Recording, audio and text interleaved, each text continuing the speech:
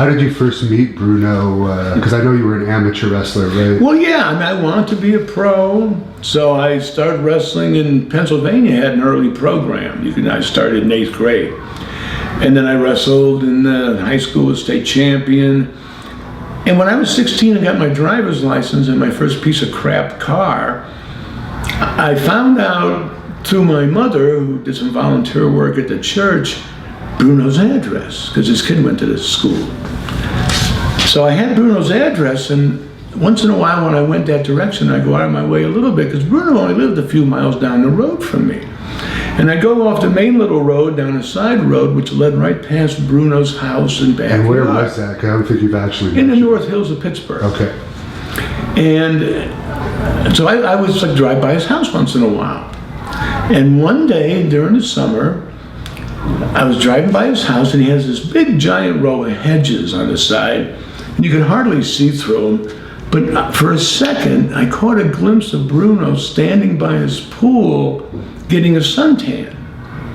And I remember I went, oh my God, there he is. I mean, my hero. It was like seeing Superman in real life. Or, I mean, it was, my hero was standing right there.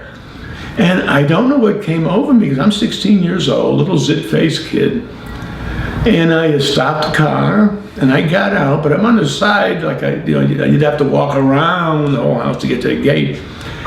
So I didn't know what to do, so I started crawling through the hedges. And I crawled through the hedges, and I'm making this racket, and as my head's popping through the other side of the hedges, I could see Bruno turning, and he goes, what in the hell is coming through my hedges?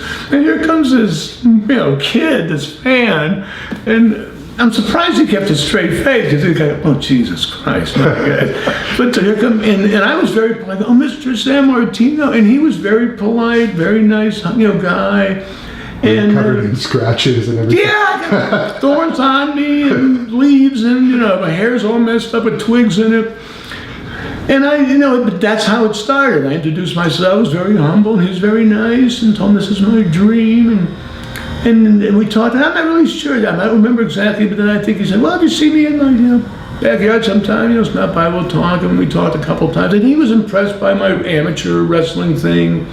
But then we started to take a longer story short, but then we started working out in his basement, because he had weights, and I did his workout, and that's why I kind of resembled him, because I did the same workout he did, which was a lot of heavy chest. I mean, when I weighed 240 in his basement, I benched 465 and a half pounds.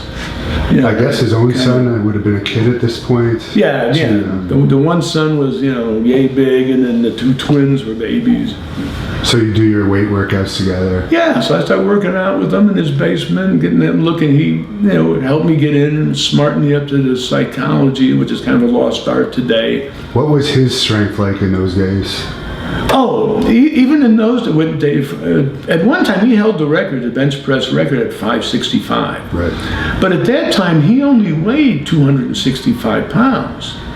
Later, that record was broken, but the guy who broke it weighed like 500 and some pounds, and in those days, probably gassed to the gills. In Bruno's day, when I started, you never even heard of that stuff. Right. That came in, generation, the next generation later. And he was very against that. Yeah, he was very against it, because the guys who were getting looked at were these guys that looked ridiculous, but they didn't love the business, they weren't wrestlers, some of them weren't even good athletes, they just looked ridiculous. Of the world. Yeah, I mean, they had that surrealistic look that Hollywood was getting into, but in terms of being a talent and a wrestler, they sucked. So that's what the part Bruno hated, and the legitimate athletes got kind of overlooked for the guys that would do that, Would he ever smarten you up to the business in those days? It took a while before he started smartening me up. Did you must have suspected it, I guess. I hoped it was, because I didn't want to get beat up by these big scary bastards. So what led to your actual debut in wrestling? I guess he was the only one that trained you, I suppose. Well, Bruno was training me, and then there was a guy named Guido Mongol. Oh, God. Wasn't he partners with Tatry. Okay. He was partners with Joe Beppo. Wasn't one of Demolition involved in that at one point? At maybe one point, but there was a guy before him. Okay. Who's Beppo.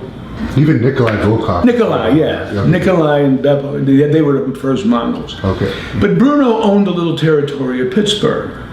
Okay, I didn't know that. Yeah, see, the WWF had all their stuff, but Pittsburgh was Bruno's town, and he ran Pittsburgh on, and then some little high schools on the weekends. So the Civic Arena was his. Yeah.